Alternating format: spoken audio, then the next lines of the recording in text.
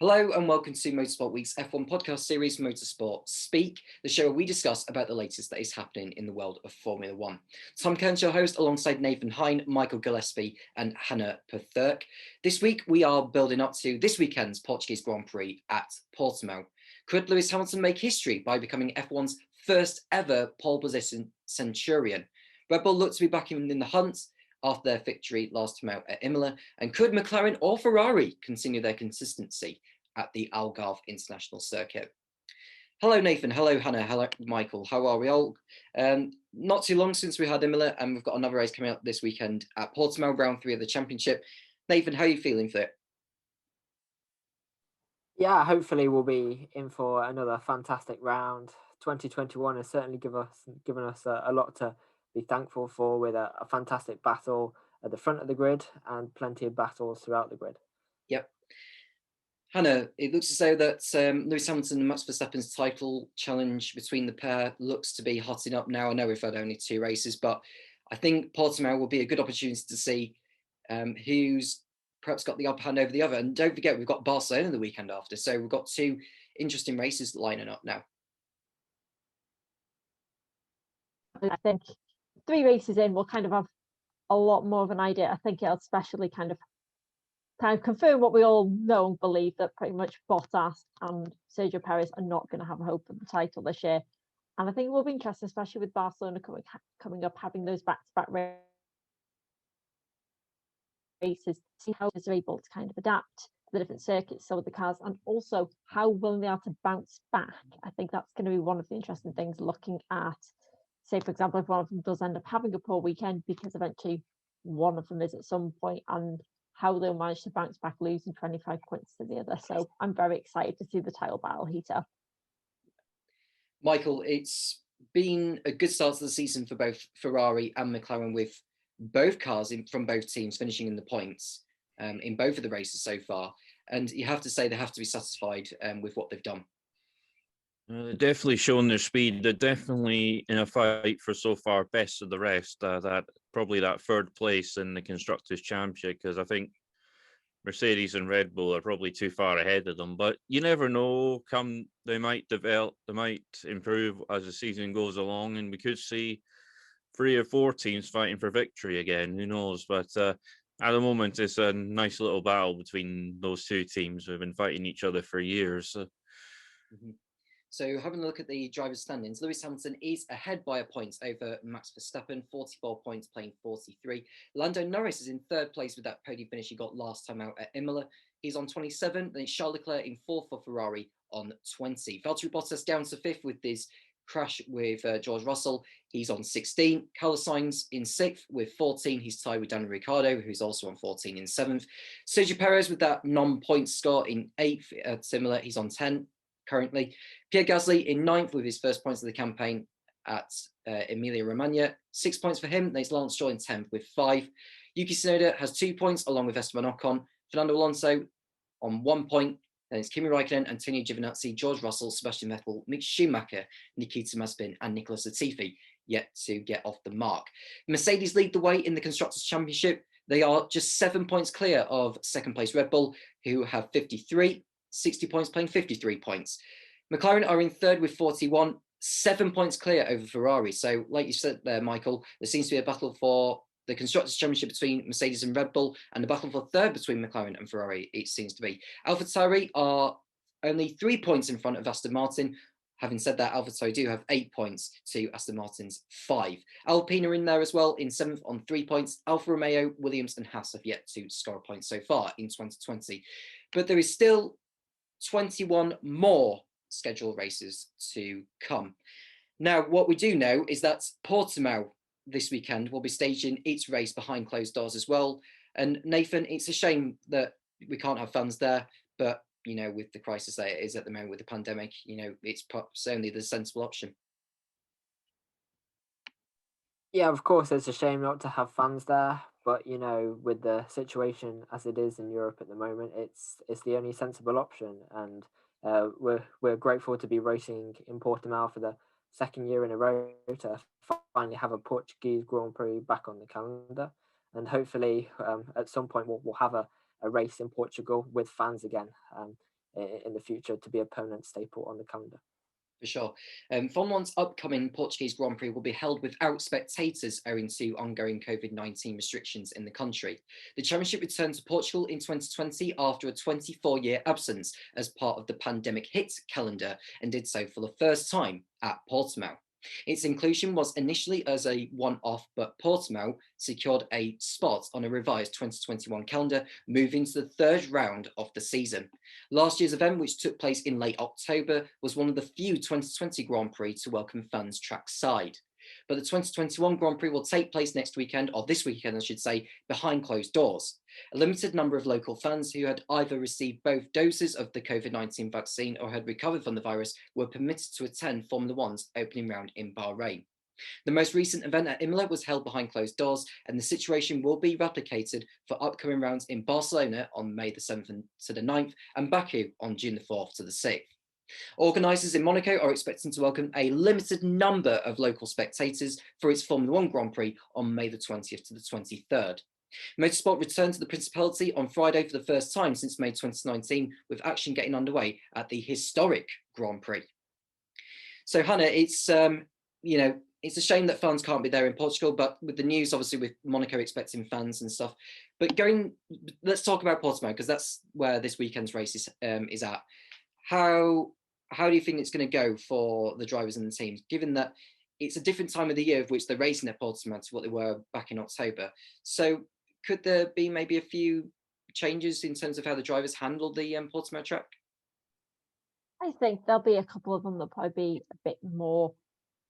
Some of them will definitely be a bit more confident. Others, I think, a bit more wary after what happened last year. I think overall, I'm very excited to see Portimao back on the calendar. I enjoyed it last year, and I thought that it was a good addition overall to Formula One. I'm gutted that the fans won't be there, but because of the situation, obviously, it can't be helped. I'll be interested to see how much of the gap is between the races going to be Hamilton, Verstappen up front. It'll be interesting to see where the Ferraris are, because at Imola, I was surprised at their pace. I knew they would be better off than they had been last year after, obviously, the situation with the investigation into their 2019 engine. But overall, I felt that I maybe was expecting Ferrari to be as close up, but overall they didn't. Charles Leclerc was fourth there last year. I think Vettel obviously didn't do. That was 10th, I believe. So overall, I think they'll be a lot closer to maybe Perez and Bottas. I can't see Bottas doing very well at all.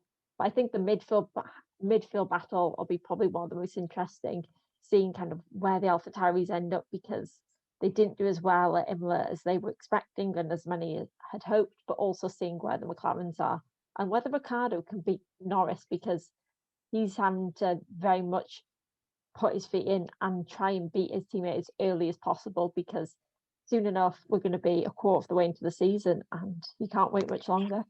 Yeah. Michael, we saw some great track action at Portimao last year with so many, with the mixed conditions at the beginning, and then the track sort of got into its window where the drivers able to get heat into their tyres. And, we should be expecting that here at this weekend's race at Portimao. And I'm hoping for a dry race because I think that's what the fans want. What do you think? Yeah, it was an interesting race last year with briefly having Carlos Sainz leading it towards the beginning, and that incredible start from Kimi Räikkönen, going from like somewhere in the late teens on the grid towards something like fifth place in lap one was incredible. Definitely award-winning performance from him then. But we'll see what happens there when the conditions are dry. It is a good track at the Algarve. You have the fast corners, slow corners, and the undulation as well. It makes a good bike racing track as well, and it does make a good track as well. The track designers really did their homework when they created it incredibly too. Mm-hmm. And of course, Portimao has hosted Formula One pre-season testing in like 2008 and 2009. They did some testing there, as it was a new track being open for any motorsport really. They've hosted MotoGP, they've hosted racing like Ferrari Challenge or something like that. I've seen some of it on Sky Sports F1.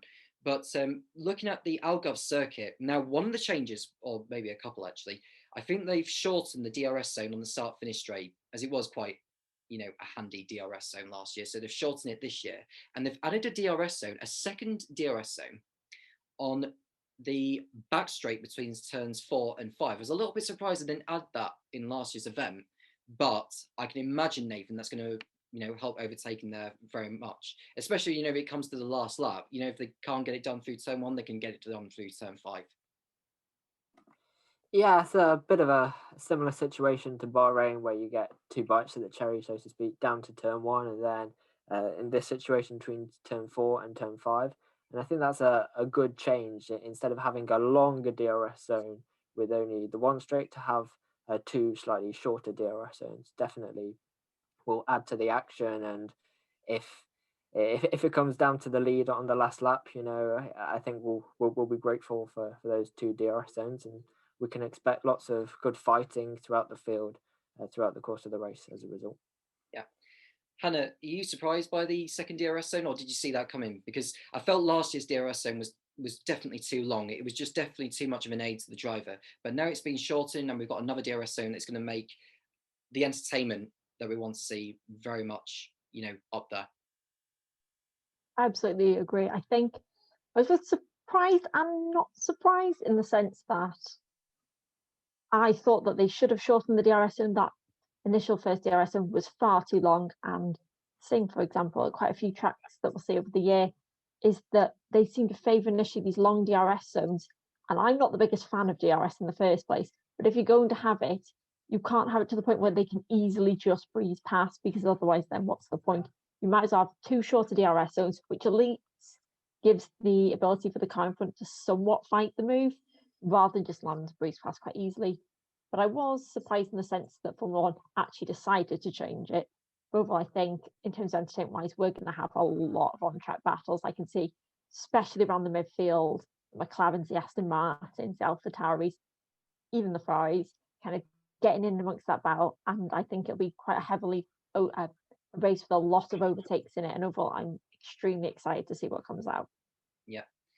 Michael, it's going to make the racing very much interesting, through the start from straight, through the exit of turn 4 and turn 5, and I can only think it's going to make the racing better. And I think there's a few teams that we want to look out for. AlphaTauri, who weren't as strong at Imola as they were in Bahrain, and Aston Martin and Alpine have yet to show their true pace, I would say, because I don't think that what we've seen from them in the first 2 races is a sign of things to come for this year. I still think there's more to come. Yeah, definitely. I think it's only a case of wait and see, and the case of the proof of the pudding is in the eating in terms of the change of the DRS, for instance. You can see why they changed it, because you don't want to make DRS basically too easy for them, or have it too short, which means there's no overtaking. You have to have that perfect medium between the DRS, how long the DRS zone should be. That's probably why they're changing it over and over and again, just to try and get it just right. But I think there's more to come from when you look at the lineups of Alpine and Aston Martin. Aston Martin seemed to have relatively the same car as they had the previous Racing Point guys, and that Racing Point team should have been 3rd place in the Constructors' Championship, despite what went on with that car. And you definitely expected more with the fast charging Lance Stroll and a 4-time world champion in Sebastian Vettel, free of his Ferrari woes, but he seems to be languishing in the midfield or towards the end at the moment. So this could be his chance of redemption. And obviously, Alonso and Ocon at Alpine definitely would have been expired with a world champion in Alonso, and Ocon, who's pretty much fresh off his podium last time out at Sakir still. And I'm sure there's more to come from them, but and AlphaTauri as well. We saw how quick your favourite driver Tsunoda was at Bahrain. Yeah, I had to throw that in there, didn't you? And I think there's more to come. And not forgetting Alfa Romeo, Kimi Raikkonen was unlucky not to get any points at Imola, definitely. And the they'll be ones to watch. And Kimi, you remember Kimi's first lap last year as well, so hopefully he can try and make it stick this time. Yeah. And Williams as well with Russell. Hopefully they definitely should have had points barring the incident with Bottas. So I think there's still a lot of people with unanswered questions on several determined teams to try and get off the mark for this year, definitely. Yeah. And I perfectly agree with what you're saying there. And I think on a wider circuit like Portimao, you've got Williams, AlphaTauri and Alfa Romeo who should have perhaps scored more points than they did, at Imola. And I think on a racetrack which I know we've only just had one race, but I think the only time I think we'll see accidents is perhaps maybe on that one or two when the cars are all bunched up. But I think as the race goes on, when the race does settle down, we're probably not going to see it as much. Let's go on to some news that's broke out at the timing of recording. Today it is the Monday. Formula One has now approved the points-paying sprint qualifying at 3 events. Formula One has approved the introduction of Saturday sprint qualifying races at a trio of Grand Prix this year in the biggest shake-up to the format in years. Championship organisers have been keen to amend the structure of the weekend for several years and previously floated the idea of a reverse grid Saturday race at select Grand Prix. This proposal was twice rejected and organisers focused on a different approach for 2021.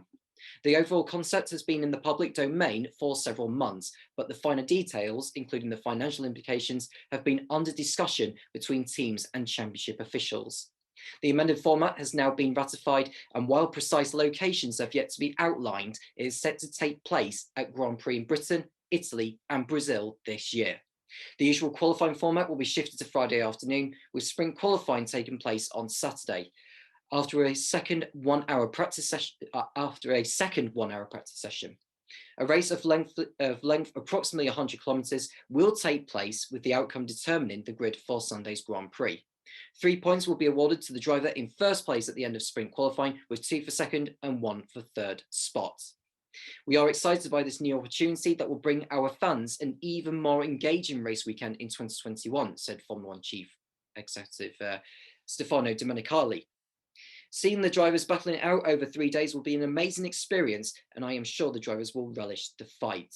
I am delighted that all the teams supported this plan, and it is a testament to our united efforts to continue to engage our fans in new ways while ensuring we remain committed to the heritage and meritocracy of our sport. FIA President Sean Tock welcomed F1's move to seek new and exciting ways of engaging new and existing fans. I am pleased to see that Formula One is seeking new ways to engage with its fans and enlarge the spectacle of a race weekend through the concept of sprint qualifying. It was made possible thanks to the continued collaboration between the FIA, Formula One, and all of the teams. F1 has shown itself to be stronger than ever, with all stakeholders working together in this way. And much has been done to ensure that the sporting, technical, and financial aspects of the format are fair.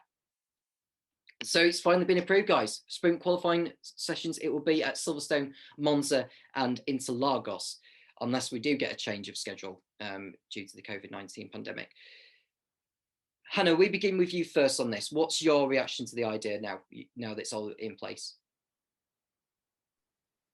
I feel like I'm going to be the person that rains on everyone's parade, but I'm not a big fan of it. The one thing I will say that I do like is less practice sessions. For me, that's one of my biggest bugbears with Formula One's current setup, is they practice so much to some degree. They know the track almost too well, especially if it's a track they've been to for several years. So I like the idea of having 2 practice sessions. I like having the qualifying on Friday, but I just can't see this sprint qualifying thing working out in the way Formula One hopes it will. Is ultimately they want more of a battle between the midfield and the top teams and things to be a lot closer together. But you're still going to have a situation of it's 100 kilometres distance, third of the traditional length of a Grand Prix. But the fastest cars are still going to be the fastest cars, whether they are a shorter race distance or a long race distance. You're still going to have like some Mercedes, the Red Bulls, and Ferrari, possibly some degree, pulling forward from the rest of the pack. It'll be interesting to see what happens with the midfield teams, especially those kind of baying around the points positions. Will they put a risky move in to get that higher position for qualifying for the Grand Prix, or will they play it more conservative in the hope that something around them happens? And I think it'll only end up being interesting ultimately if the drivers make it interesting. If they are fighting out for those positions and someone does have an incident on the Saturday and crashes, then it becomes interesting. Say, for example, if Lewis and Max take each other out at the start of the sprint qualifying, and we then have two of the championship contenders right at the back having to fight their way through. But overall, I can't see the premise working out in the way Formula One hopes it would. For me, as much as I get why they don't like reverse grids, I feel like reverse grids are better in the sense of that you would have a lot more teams fighting more closely because you would force the championship leaders to fight through. The thing is the points situation. I get why they've done it, but all it's going to do eventually is we can, for most races, I reckon we could predict quite accurately who are going to be the top three in that sprint qualifying session, and all it's going to do is extend the gaps of the top maybe 4 or 5 between the rest of the pack. So I think it's a bit of a cop out, to be honest, and I wish they'd go back to the drawing board. Yeah. Michael, what do you think? I mean, Hannah doesn't necessarily back the idea. Do you back the idea of this sprint qualifying or not?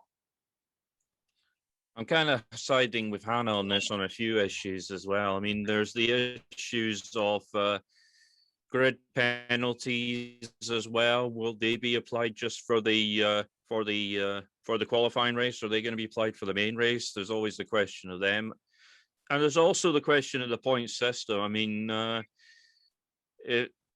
if say someone wins the championship by a few points because they had those points, the 3 points for the win in a sprint race, they could pay dividends, because having qualifying different in different parts of the season is always risky, given that, because you want the championship to be consistent in a format, like obviously definitely. I mean, they have changed qualifying setups before, but they didn't really make much difference. Like the countdown qualifying, you may remember, they changed that after 2 rounds, but reverted to the original. And of course, the aggregate qualifying they changed, but that didn't make much of a difference. This kind of does make a difference because of the point system, but you can see why they did. They wanted to increase the sort of spectacle for the fans, having qualifying, which will matter on Fridays, and Saturday, Sunday, the races.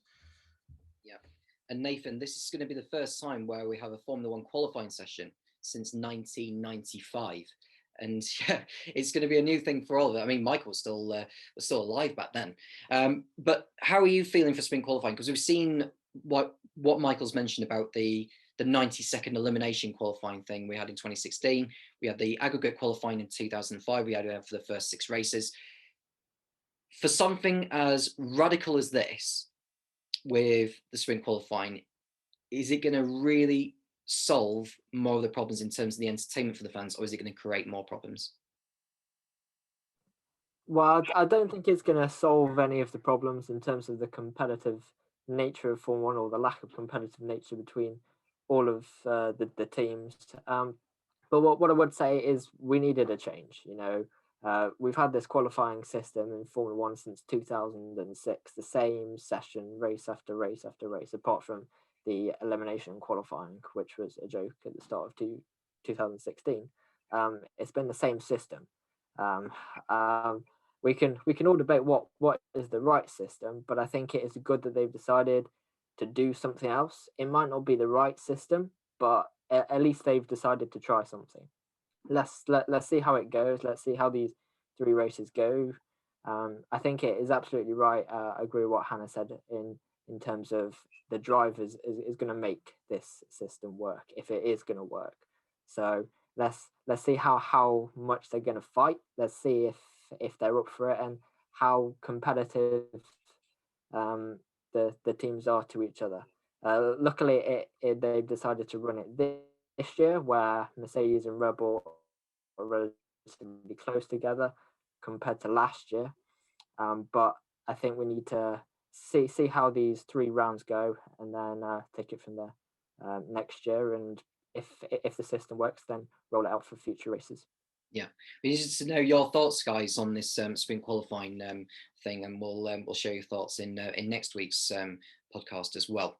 So, in terms of what I think with sprint qualifying, I'm very much sat on the fence of it, because I like the idea of having a Friday qualifying, because at least that's something we could be most certainly hyped up for. You know, especially with the Formula 1 cars, because we often see Formula 2 qualifying on the Friday, Formula 3 qualifying on the Friday, or Formula Regional on the Friday. It's good to see that they've moved the qualifying schedule to the Friday, so it brings in new fans, providing there'll be fans at these events at Silverstone, Monza, and in Brazil. But I just don't know whether it will be a long-term thing. I can only see it being a trial thing at the moment, but we'll see. We'll see how it goes. I just want to have a look at other news that have been taking place in the last week or so. Let's have a look at the 18-inch tyres thing at Imola, because Hamilton got a first taste of the 18-inch tyres at Imola last week. Reigning Formula 1 World Champion Lewis Hamilton returned to track on Tuesday of last week to carry out running on Pirelli's 2022 prototype tyres at Imola. It marked Hamilton's first appearance on the 2022 prototype tyres. Hamilton completed 130 laps, just over 2 race distance worth of running in dry and fine conditions in the Mercedes W10 at the home of the Emilia-Romagna Grand Prix. Valtteri Bottas is due to take over running for Wednesday's test day, which he did so. Formula 1 was set to introduce the largest specification rubber for this year, but its debut was delayed by 12 months due to the pandemic. Pirelli, which last month secured an extension of its current exclusivity deal through 2024, has been preparing for the switch for several years. The 2021 programme is due to continue with a 2-day test after next month's Spanish Grand Prix, with Alpine, Red Bull and Alfa Romeo in attendance. Further tests are planned after Grand Prix in Austria, Britain and Hungary, while French venues Paul Ricard and Magny-Cours are also due to host test days. As per the regulations, Pirelli formulates the run plan and shares data between all teams to ensure no one participant gains an unfair advantage. Williams is the only team that has opted not to participate in the test days. So we've got our first glimpse. I mean, we saw some fans' footage of Lewis Hamilton doing some donuts actually around Accumula Rally at Imola on those 18-inch tyres, which is due to come in for next year. It was meant to be this year, but it's been put back another year because of the pandemic. Michael, your reaction to the idea? Have you seen any of the footage with the cars on the Formula 1 cars with the 2022 prototypes? What did you make of them? Well, we kind of discussed the tyres in detail in a previous episode, certainly, I think. And I think I was actually on that one, in fact. So my reaction is still the same. I haven't seen the footage or anything, and this whole thing was just news to me just now. But still, it's just obviously we know they're coming, the wider tyres, which means obviously wetter grip, which means cornering speeds will be better, and they'll last longer as well. So there are some advantages with the wider tyres for sure. But it won't be much of a major change, and I think the drivers and the teams will find it as a blessing, really. But Pirelli could obviously create them so they'll sort of go off just as the same as the previous tyres, because they know how to do that. They did that with these tyres a while back here, but we don't know how. We probably have to see come next season how well the tyres will be given those circumstances. Yeah. Nathan, your reaction to the 18-inch, obviously you're very familiar with them, with what you've seen in Formula 2 this year and last. This time on a Formula 1 car, does it suit very well? Because I find it very, very fancy. Yeah, it's quite nice to see the bigger tyres in Formula 1, and it makes sense in terms of having the 18-inch in Formula 2 and now having them in Formula 1. It makes sense for the drivers coming up. It's kind of what they're used to this year. And in terms of the racing, let's wait and see. We don't want to go back to a situation where it's kind of easy one stops where they're just flat out throughout, but we don't want tyres to wear off and managing their tyres too much. So hopefully the tyres create decent racing, and at the end of the day, if that's what happens, then I'm all for it. So yeah, let's see what happens in terms of the racing next year.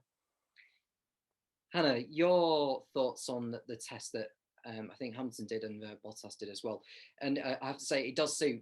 And the fans got a good glimpse of it at Ackermann Rally. I have to say, it was very exciting to see.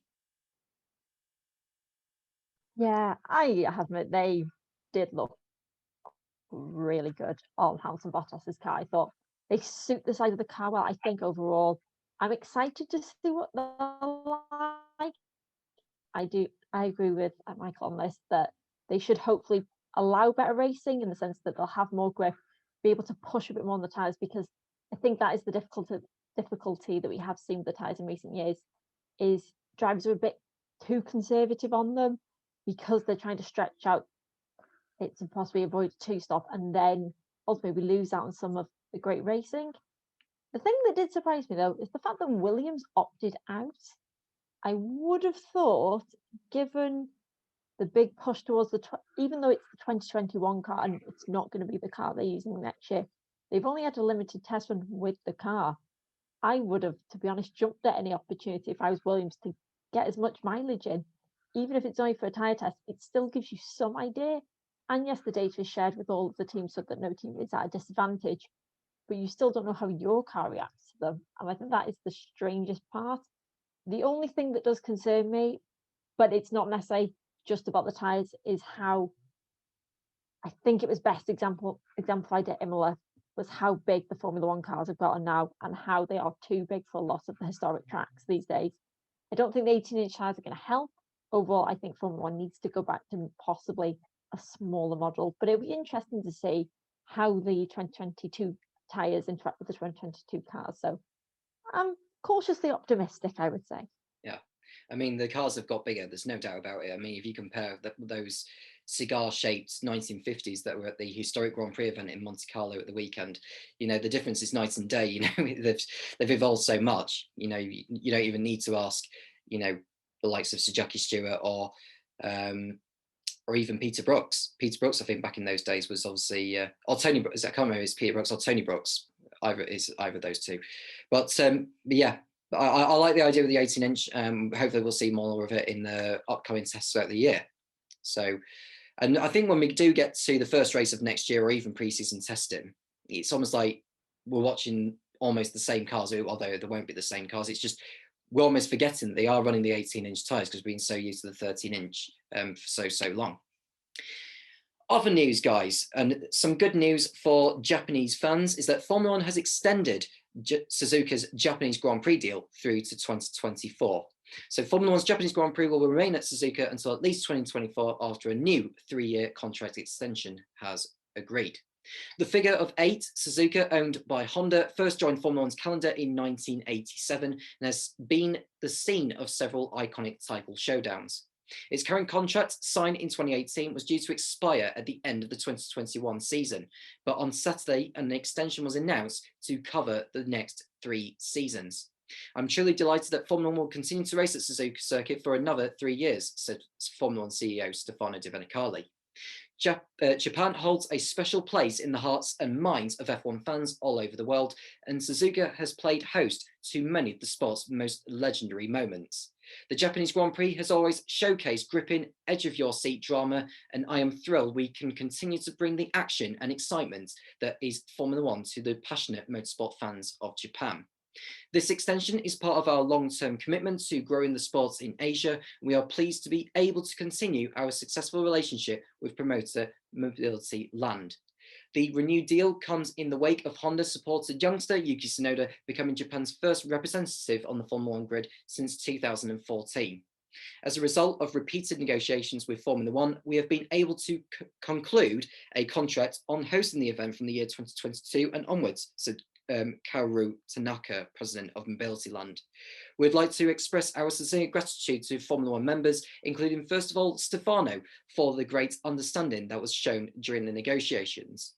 We are determined to continue to do our efforts together with local residents of Mie Prefecture and Suzuka City so that Suzuka Circuit will continue to be loved by fans all over the world and contribute to the prosperity of the motorsports culture. This year's Japanese Grand Prix is currently scheduled to take place on October the 10th. The event did not run in 2020 due to the pandemic. fantastic news, guys. Suzuka continues to be hosting Formula One, not just this year, but the next 3 years. Nathan, how are you feeling about that? Yeah, it's absolutely fantastic to hear that the Japanese Grand Prix will continue to run for the next few years after all the announcements of these new tracks. As good as they are, it's great to ensure that we have our core tracks, our core venues on the calendar, and Suzuka is definitely one of them, along with, of course, historic tracks in Europe and in the Americas and Brazil. Having Suzuka on the calendar is fundamental for Formula One, with a huge heritage and culture, especially regarding Honda, and how well they're doing at the moment with Red Bull. And then looking forward to the future, Yuki Tsunoda has shown himself to be a very capable racing driver and a potential star. So to have a Japanese Grand Prix, I think, is very important for our sport. Very much so. Hannah, and are you excited for Formula One continue racing at Suzuka? Because I most certainly am. I mean, the only thing is it's an early morning start for all of us, but for the Japanese fans, it's what they want. They want Formula One to be racing at Suzuka. I would joke, Suzuka is one of the few tracks that I love to get up for, and I do not mind how early the race is, because I just think, even though it's halfway around the world for us in the UK, it's such an incredible track, so historic, so prestigious, and every time they go there, something always happens. It's always interesting. I remember back in 2012 when Kamui Kobayashi got a podium, I think took everyone by surprise, and it was one of those moments that, looking back, that was very heartwarming because everyone was just rooting for him. And it's nice to see the fact that we've got the iconic tracks such as Suzuka staying on the calendar.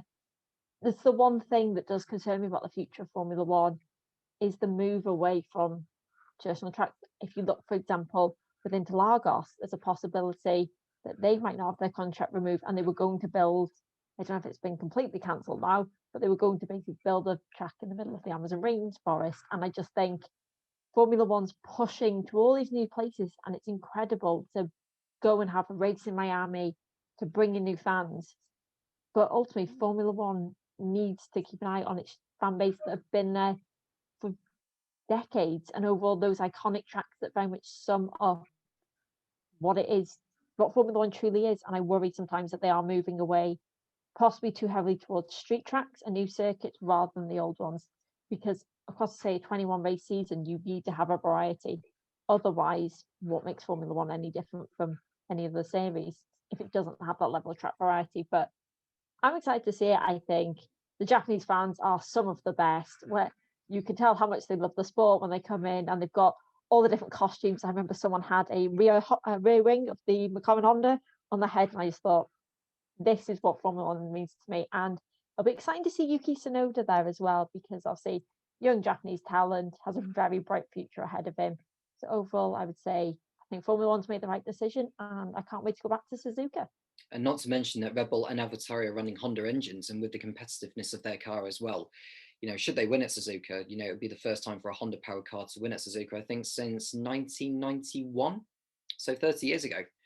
Michael, how are you feeling about the new deal, and are you happy for Suzuka to be signing a new contract? Yeah, there's a lot of history in Suzuka, with the likes of the battles between Senna and Prost, and obviously Schumacher winning his championships and Murray Walker getting a lump in his throat. But yeah, of course, and a lot of history, and it is a good track at Suzuka, very fast flowing, and always provides a lot of action, and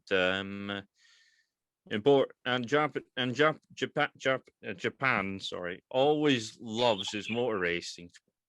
Yeah, it always likes its motor racing. Really, they're like the Italians in a way. They're so passionate, and they have. It's always a good atmosphere at Shell, and obviously going into the future, with Yuki Tsunoda and back with a Japanese driver back on the grid, and with Honda getting their mojo now and having two competitive teams on the grid, certainly. But it may be their last year in the championship, though. But the technology will live on in the hands of Red Bull, at least. So, given a couple of years, the fans will be thinking deep down that's a Honda. So, the future's certainly looking bright for Japan. Yeah, I should think so too. And I think some people don't realise how passionate the Japanese really are for Formula One until they have actually gone there. I mean, there were plenty of fans there in the Super Formula race that they just done at Suzuka at the weekend. And, and when you watch the Super Formula cars around there, it looks incredible. And that's the kind of thing that Formula One needs. They need to have that element of velocity of going around the S's, going around the uphill left corner. I forgot what the name of that corner is. It's the one before Degner. I'm trying to think of. Through Spoon, through 130R, through the famous Casio triangle where Senna and Prost had their car together in 1989. It just brings back memories. It just, as soon as you step into the Suzuka racetrack, the history just soaks up inside you. And it's like with Imola as well. So Formula One going back to Suzuka once again for another 3 years after this. Fantastic to see. Brilliant, brilliant, brilliant. Love it. To some other news. It's another thing to do with the calendar again. It's to do with F1 is going to be split in the US events on a planned 23 race 2022 calendar. Now, Formula One will keep its rounds in the United States separate on a 2022 calendar. They set to feature 23 events. The championship announced on Sunday that it had concluded an agreement to hold a Grand Prix in Miami through to 2031. It's set to be in addition to the United States Grand Prix, which has been held in Austin, Texas since 2012, though the event's current contract expires after 2021. Austin's event has been held in late October, early November, and has been twinned with Mexico City's Grand Prix since 2015. Formula One chief Stefano Domenicali confirmed that we are figuring out 23 in terms of the number of events planned on next year's schedule.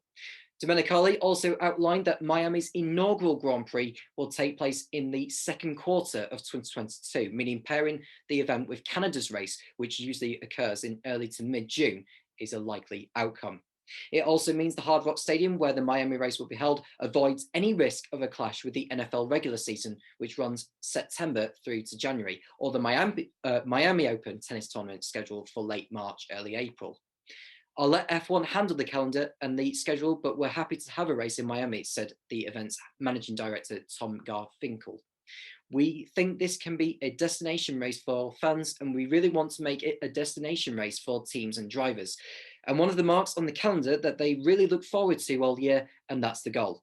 So whenever that is, and however that fits in the schedule with the other races, we'll focus on Miami and try and accomplish those goals. So we are expecting to see 2 races in the US on the same calendar in 2022, one in the sort of June period and one in the sort of October, November period. But I'm really happy because, back in the days, Hannah, when we had Montreal and Indianapolis as a back-to-back, Montreal one weekend, Indianapolis the next. It's going to be pretty much the same with Montreal one weekend and Miami the next. And I'm really excited for it now. Yeah, I'm not necessarily the greatest fan of Miami circuit. I've got a couple of doubts about it, but overall, I think the way they are going to set them up as the back-to-back races and then having coach as well, I think would work quite well, because that is my one worry. I get why Formula One does it, that they would go, in theory, countries that are quite geographically close together. It's why we have, for example, the European season, and why we go normally from Australia back to the Middle East and back to China in terms of saving money. But it sometimes does take away from the atmosphere of having that kind of niche thing of a big flyaway, of a big destination. And I think the way that they offer it should hopefully work well. I was surprised they didn't actually go down the route of alternating COTA and Miami, or alternating COTA with another track, because I'm not gonna lie, I'd really like them to see them do maybe an Indianapolis circuit, but I think that's a pipe dream for now. But overall, I think Miami should be definitely very interesting, and overall the calendar I think will suit it quite well. But it is that thing, is it's going to have that kind of street track vibe. I did read somewhere though they were comparing its similarities to that of Albert Park in Australia. And that's probably the one circuit in my mind you don't want to be compared to, because I'm not the greatest fan of it. I think it'll also add, the big thing about the Miami Grand Prix will be the spectacle of it, is you're going to be in a major sports area, lots of teams, lots of publicity. It's going to be kind of, for me, America's Monaco, in the sense It's going to have that glamour, have that celebrity aspect, and it'll be interesting to see how the drivers cope with it and how maybe Americanized the race will be. Because I remember back in COTA a few years ago when they had the announcer giving the Michael. is it for the American? No, it's for Yeah, Michael. when they do. I forgot his surname. Michael. Yeah, yeah, it's Michael. and that was yeah. I know. The other ones, I thought, oh my God, I'm going to hate this, but overall, I quite like how they do it in that sense. If you're going to have a Grand Prix, you've got to make it your own. You've got to make it unique. Like, for example, Suzuka. We all see how passionate the Japanese fans are, and it makes the race. America are going to do it this way and make a big spectacle of it. I'm very excited to see how it goes out. Michael Buffer is the name of the American announcer you were after there, Hannah. I've just researched it for you. And Michael Gillespie, that is. How are you feeling for Miami? You know, with going on, well, the weekend potentially after Canada. I think that's a good side for Formula One, because now we've got 2 races that they're going to who are close together rather than just going to the one. On the track, I thought I kind of liked it better than Hannah did looking at it, because it's got kind of quite like some tight corners. I think it's kind of similar to Yongnam in a way. It's got some fast bits and some twisty turny bits as well, but I think it's got the potential for 3 DRS zones as well, where overtaking can occur. And in terms of the city of Miami, I haven't actually been to Miami, but I have been to Orlando as a kid, as a lot of people did when they were kids, certainly. But it's it looks like a lovely city. I mean, you got the beach, you got the landmarks in it, you just got everything as well, and you got Key West in the south of Miami as well. You got Fort Lauderdale as well. I mean, you got an incredible location to host a Grand Prix, certainly. But and it would probably, for such a big country, passionate country as USA, to have race in the East Coast, as well as would you count Austin in the West? I don't know, but certainly it's in the south, because Texas is south of the US. Yeah, certainly. But in 2 different parts of the UK, they love their motorsport in the US, you know, with NASCAR and IndyCar as well. And obviously, F1 wants to capitalize on that, and we don't mind. We don't mind it. Let them, for instance. I don't.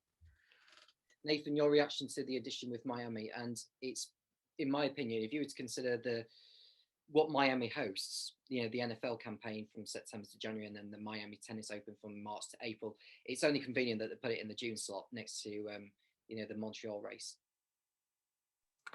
Yeah, I think that's a good addition to have the 2 North American back-to-backs, because it never really made much sense to have the North American racing in Canada halfway through the European season. So at least they've got some sort of back-to-back. As you said, back in the day, they used to have Canada and then Indianapolis. It's a similar sort of vibe. And it's good for Formula One to have 2 races in the United States. It's such a big country. In order for Formula One to really get representation, to really get almost like a footing in terms of their motorsport pedigree in America, with a huge NASCAR and IndyCar culture, we need to have at least 2 races there. But on the circuit itself, I'm not the biggest fan. Doesn't seem like there'll be too many overtaking opportunities, and it is once again a track that is going more towards a street venue rather than a more traditional Formula One track. So for me, that there seems to be too many street tracks on the moment in Formula One, and if you want a series that has lots of street venues, then there already is one called Formula E. So, you know, you just need to establish what Formula One truly is about, and that is about having the best tracks in the world, with the best cars in the world, with the best drivers in the world. I'm not quite sure this is one of the best tracks in the world, but there we go. Let's see what happens when we go there and for a proper Formula One race. But I'm a bit skeptical at this stage. Yeah, and I remember Zach Brown saying, I think it was today, he was talking about this, and he thinks that Austin and Indianapolis should alternate. I'm just trying to find the article at the moment. I think it came out today, as far as I know. Here we go. Look, yeah, it came out just a few hours ago before the timing of this recording. And it's the US Grand Prix. And Zach Brown thinks, McLaren CEO Zach Brown has suggested that the United States Grand Prix should rotate between Indianapolis Motor Speedway and this circuit of the Americas. Indianapolis Motor Speedway played host to F1 for 8 races from 2000 to 2007, while the sport was absent from the country until the purpose-built COTA in Austin, Texas, joined the schedule in 2012. F1's long search for a second US event came to fruition last week as a 10-year deal was struck with Miami City Council, which will see a street circuit located at the Hard Rock Stadium in Miami Gardens. Brown believes F1 could reach an even wider audience with 3 venues in order to maximize the potential to secure a solid grounding in the US. I've voiced my opinion to F1 CEO Stefano Domenicali that I think Indianapolis should have a Grand Prix, Brown told the Indianapolis Star. I think I'd like to see in America 3 Grand Prix, but the schedule may not allow for 3. I'd like to see 1 permanent one and then maybe a rotation. Then you get 3 markets and you keep the enthusiasm and the excitement if you have a little bit more scarcity, however you pronounce it. I think Miami needs to run on an annual basis, but now that COTA has been built, I don't know if it needs it every year. In Indianapolis, because it's built, I don't think it needs it every year. So I could see a scenario where you went to Miami and you rotated Austin and Indy. I think it'd be great. I think everyone wins. Under the stewardship of Roger Penske, the idea of Formula One returning to IMS has been raised, and a brief statement was released by the circuit affirming there continues to be mutual interest in an F1 race at the IMS. We're open to further dialogue, and time will tell if there's an opportunity that works for everyone. Brown also floated the idea of running a joint event between Formula One and IndyCar, where he also runs a team.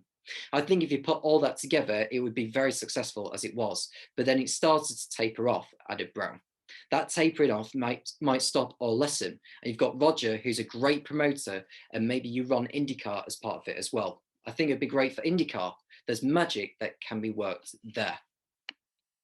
Nathan, would you want Indianapolis to be alternating with Miami? Because I'd be not with Miami, with Austin, Texas. Would you want Austin and Indianapolis to alternate?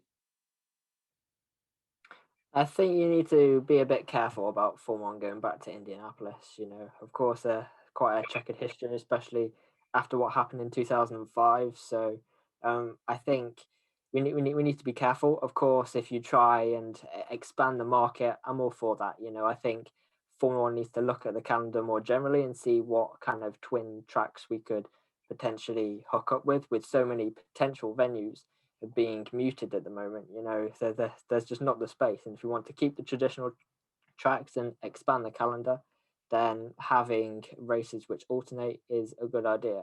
Whether Formula One would want to go back to Indianapolis, whether that would be a good idea to alternate with Austin, we'll have to wait and see. It's definitely an option.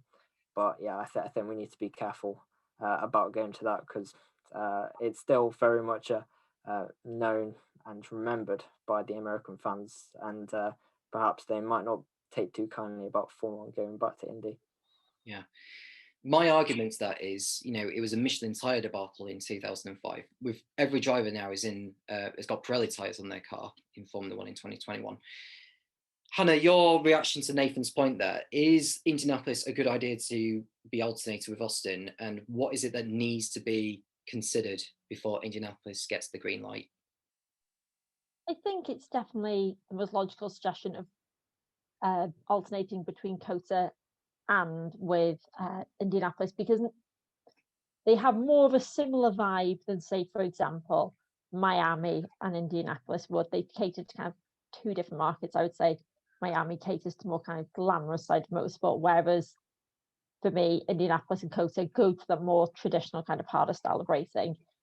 I do agree with Nathan in the sense that as much as I would love to have it back, they would have to tread extremely carefully, because there is a toxicity there because of what happened. Even though it was a Michelin tyre debacle, ultimately it's remembered as the Formula One Grand Prix. This happened, not the Michelin.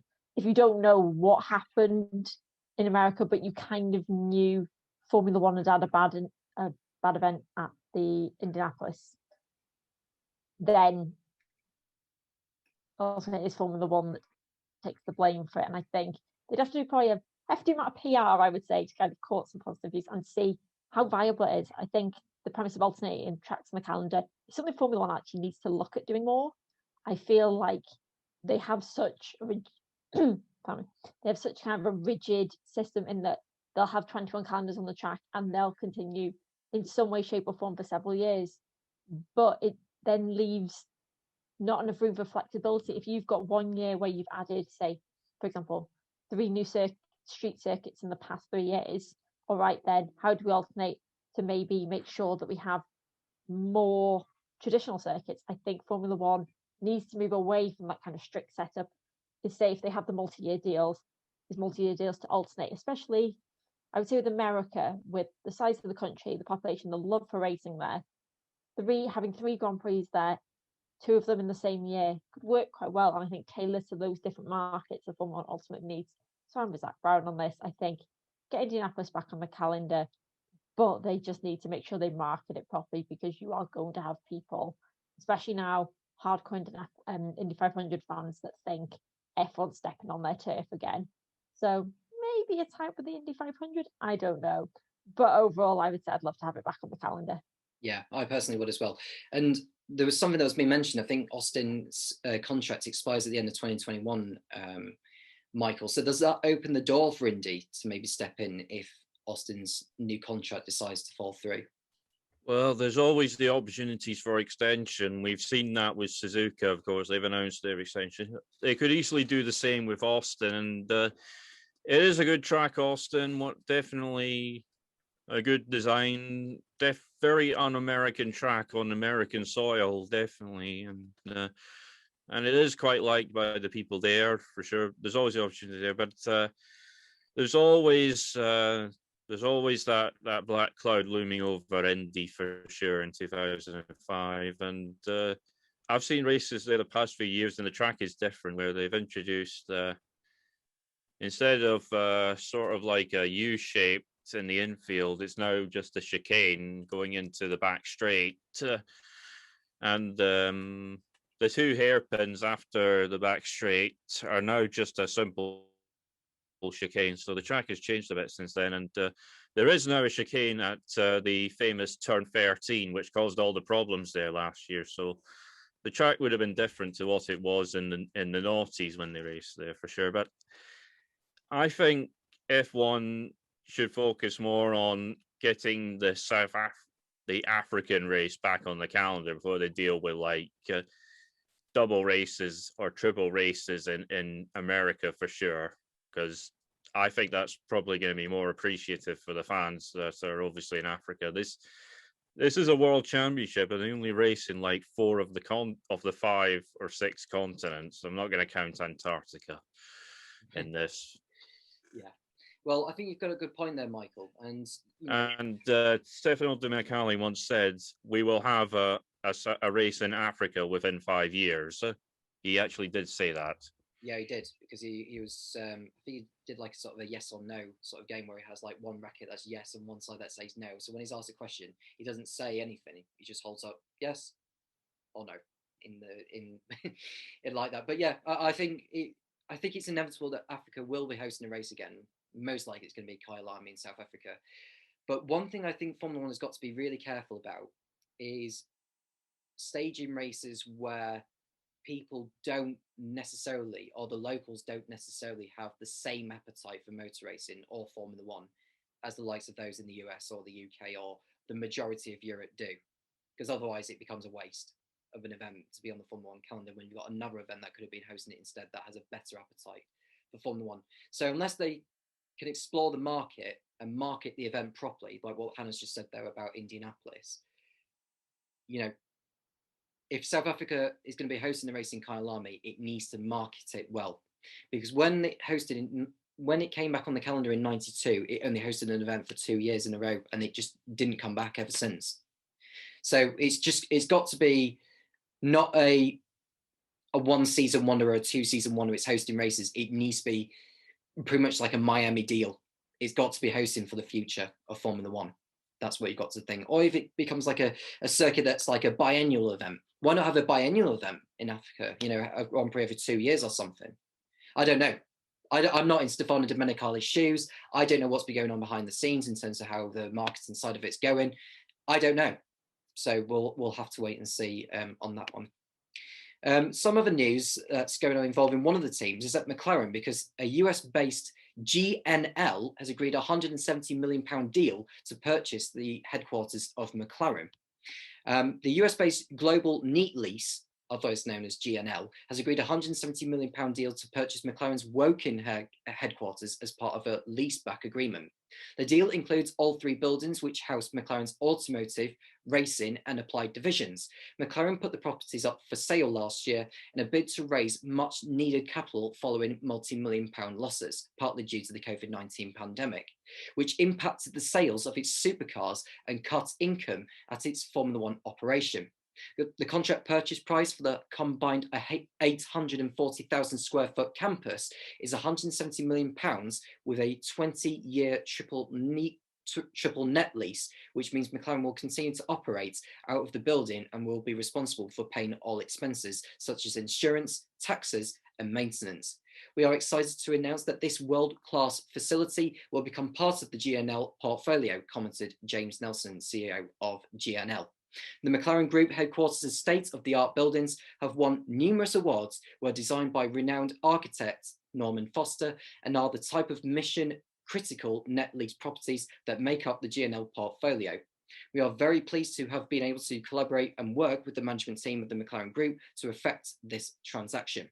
We look forward to the long-term partnership with McLaren and the benefits this transaction will have to GNL. The acquisition exemplifies GNL's ability to source large-scale and accretive sale-leaseback opportunities in a competitive marketplace that add significant value to our overall portfolio. We believe our global presence as a leading net lease REIT will continue to provide attractive acquisition opportunities that complement our best-in-class portfolio. McLaren has been trying to raise much needed capital. Last year, it agreed a £150 million loan with Bahrain's National Bank, and earlier this year, it was announced that a US investment company would acquire a 15% stake in the F1 team for £185 million.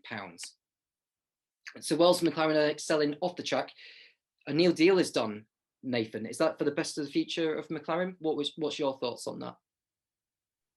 Yeah, it's very sensible business decision from McLaren. You know, of course, with everything that's happened with the pandemic over the last year, the economic position of most of the teams is quite precarious, apart from, of course, Mercedes and probably Ferrari and Red Bull. You know, the rest of the teams are trying to raise money in whatever way that they can, and selling off their headquarters, for which they will then lease back, is a very sensible way to do it.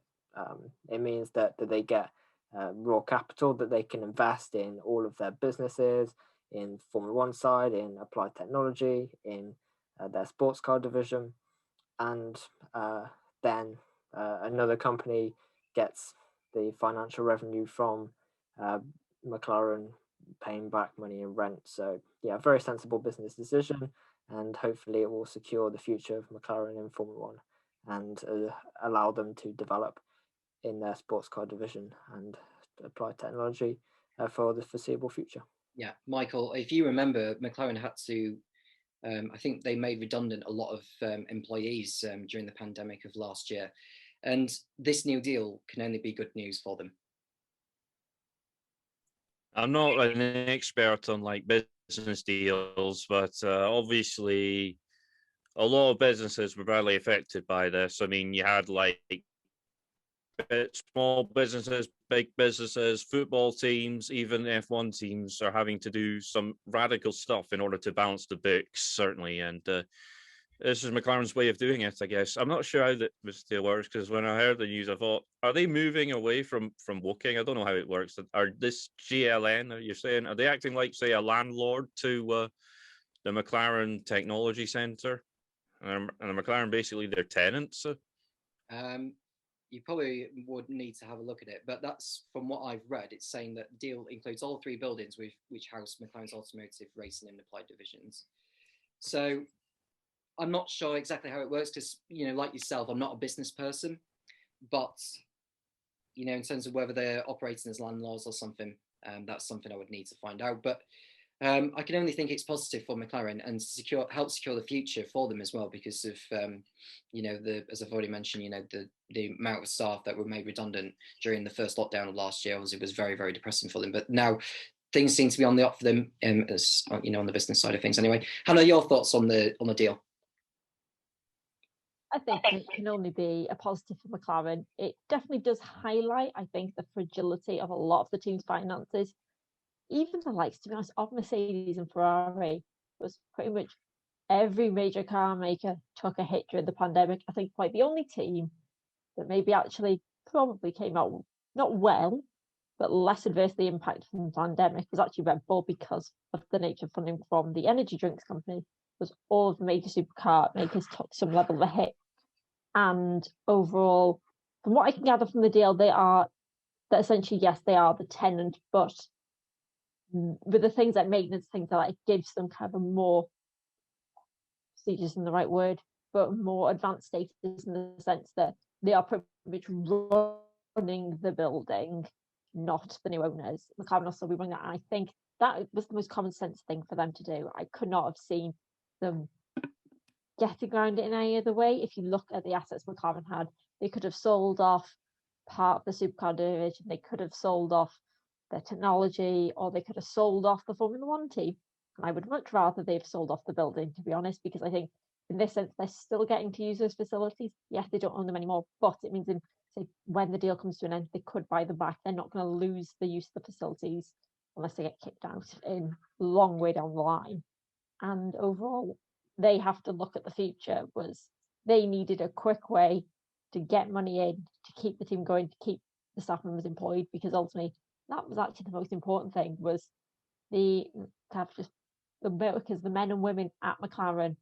If McLaren hadn't sold the building, couldn't get the funds in, you could have seen, in some circumstances, the team forced to be sold, more staff made redundant. So overall, I would say it's a good deal for McLaren. It's sad to see that they won't own the building anymore, but I don't think very much will change materially in the short term.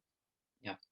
And, and best of luck to McLaren, because, whilst they've got the, what seems to be the future of their cars, obviously with the Mercedes engines as well, which will only help for their machine. And I think for the car business as well, because whilst, you don't often see a McLaren on the road nowadays. I mean, I saw one during a Can't Pay Will Take It Away episode once upon a time, and Sean Nathan will remember that show very, very well. But yeah, it's good for McLaren, and it's wonderful to see, and it's good news for them either way. Back to the Portuguese Grand Prix this weekend, guys.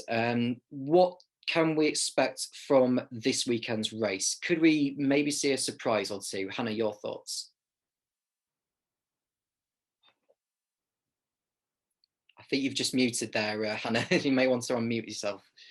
Apologies, I think overall we could see one or two surprises. I don't think it's going to necessarily be the greatest race in history. I think probably the best ones to look at is, like it is, we are going to have the Hamilton-Verstappen battle again, the threequel for this. I feel like that's going to be a running theme across every Grand Prix this year. Those two are going to be like a dog with the bone. They're not going to want to give up track position. I think it'll be very interesting to see how Lewis reacts after the Turn 1 incident at Imola, especially in the press conference afterwards, because they clearly did not agree on whether there had been contact. So overall, I think those two are kind of dicing out the front. I think Perez will probably beat out Bottas. I just cannot see Bottas doing well this year. He's been, even for the crash in Imola, he was atrocious out there. And I think at Portimao, his Hamilton got the better of him once again. And I can see Verstappen doing the same to him. I think in terms of a surprise, I don't know if saying Ferrari on the podium is a surprise. I feel like it would have been if I'd have said that last year, but they did look incredibly racy in Imola.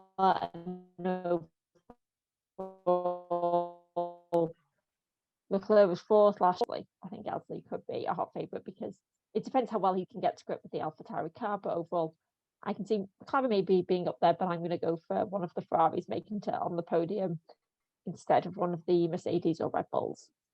Yeah. Michael, your views on Portimao this weekend, and remember on the first lap of last year down at turn 4, Perez and Verstappen came together, didn't they? Well, Red Bull, God, I hope that doesn't repeat this time around with both of them as teammates. It can happen, when you're close together in the first lap. It could be accidental, certainly, but I'm sure they want to avoid that. Everyone will be hoping for a clean start, definitely, but I doubt it, because that first corner caused some controversy last year with Lance Stroll twice, and there could easily be incidents there once again, and it's very fast, and going into the slow right-hander, rather, the hairpin sort of area, turn 3, I think it is, and but we've got like 20 of the best drivers in the world, and hopefully they'll keep it clean, and we'll just have to wait and see. And I think in terms of a surprise, I'm not sure really, but I'm going to say both Alfa Romeo and Williams get their first points of the year in that race, perhaps. That'll probably be a nice surprise. You know what? That really wouldn't surprise me, because I think Alfa Romeo and Williams are very much in the realms of scoring points more regularly this year than they were last year. So I do back them to score this weekend. It's just, I think they need to have a little bit of luck, but they need to be strong in terms of single pace in qualifying if they're going to have any chance of scoring points. But anything can happen. It's a 66-lap race with 2 DRS zones. And it's one of the tracks where it's easier to overtake as well. Definitely easier than it was in at Imola anyway. Nathan, this weekend, can you see your favourite driver, Fernando Alonso, excel this time? Oh, well, I think the Alpines have had a tough start to the season, but I agree with what you said earlier, that they haven't shown their true pace yet. They're still trying to understand this car. They're still trying to understand what's going on with their car, especially their quite bulgy side pods with the exhaust manifold. So I think it will be a better weekend. They were slightly better in Imola, both cars in the points, admittedly a bit fortuitously with Raikkonen's penalty after the race. But, I think we can expect them to be in and around the points paying positions again for the Alpine guys. I think McLaren and Ferrari will still be faster, but if they can get ahead of the likes of AlphaTauri and Aston Martin, I'll be satisfied, I think. Predictions for this weekend, guys. Michael, we'll begin with you. Who do you think will get pole, race winner, second and third? And fastest lap, maybe? We want to throw that in. I have no idea. I'm going to say, I think it's going to be one or the other between Hamilton and Button. I think it's going to be one of those weekends where one of them will get pole, the other will win the race. And I think I'm going to say that I think Hamilton might throw down the gauntlet and get pole. He's very good. I think he's a better qualifier than Verstappen anyway. I think Verstappen, with the speed of the Red Bull it is, I think they'll win the race. And I think someone in the midfield might go and take past this lap. We've seen drivers who've got like a big enough gap. So maybe like a Bottas or a Perez who are like far away from, say, the McLarens and Ferraris pit in the last few laps and then go for that fastest lap points and succeed. That seems to be par for the course when it comes to fastest lap points. So I'm gonna say Bottas getting that fastest lap point. Yeah. Nathan, your pole sitter in top 3. I'm going to go with Max Verstappen to take pole position. Coming off the back of his win in Imola, he made a couple of sloppy mistakes in qualifying in Imola, so I think he'll take pole and then be able to follow that up with the race victory, if he has a clean start, with Hamilton finishing second, and I think Perez will make it a Red Bull double podium in third. Yeah. Hannah, pole position and top 3. I'm going to go with, I think Verstappen will take pole. If you look at last year in Portimao, I think it was 0.3 off Hamilton in Q3 in the end. Overall, I feel like his qualifying's got a lot better. Yes, he had sloppy mistakes last time out, but I think that'll be something he'll be trying to focus on to kind of make amends for. And overall, I think the Red Bull's pace is that much quicker. And I would say in terms of the race, I'm going to go Verstappen wins. I don't think he'll lead all of the laps. I've got a feeling Hamilton could take the lead off him and Verstappen come back. And second, and yeah, I'm going to go Verstappen wins, Hamilton second, and I'm going to go Charles Leclerc third because I think the Ferraris look that little bit better. But I will say Carlos Sainz could be an interesting factor because I think of all the drivers that did a switch this year, he seems the most comfortable with his car, and he was getting closer to Charles Leclerc last time out. So I keep an eye on Carlos Sainz as well. Okay, cool. I was very tempted to say Sergio Perez for pole because I just think with him being so close to Verstappen at Imola, I've got a feeling he's going to pull something right out of the bag. But I just think on a circuit where Hamilton broke Michael Schumacher's Grand Prix winning record, I think he will get the 100th pole position. And I think by the tightest of margins, I think Lewis will win the race. Verstappen second and Perez third, but only just. And if there's a safety car in there, that could really change the pecking order, even if the McLarens and Ferraris get in there. If they get like on a better set of tyres than the leaders, they're right in the frame because of the DRS zones. So that's what I think. We'll leave it there, folks. Thank you to everyone who's tuned into this episode of Motorsport Speak. Next week, Ed Spencer, Will Knight and Tom Featherstone will be with me to review the Portuguese Grand Prix at Portimao. From Nathan, Michael, Hannah and all of us at Motorsport Week, enjoy the racing this weekend and it's goodbye.